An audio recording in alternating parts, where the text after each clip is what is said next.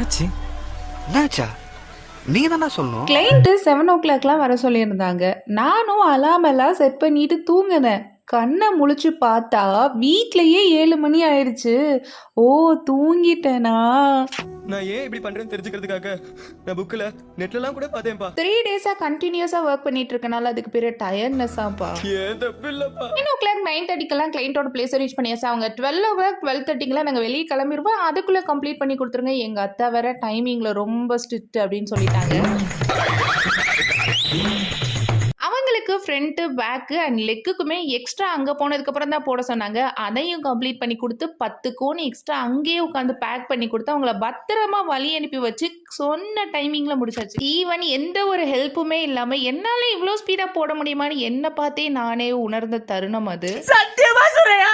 ரொம்ப பெருமையா இருக்கு. என் மேல நீங்க வச்சிருக்க நம்பிக்கை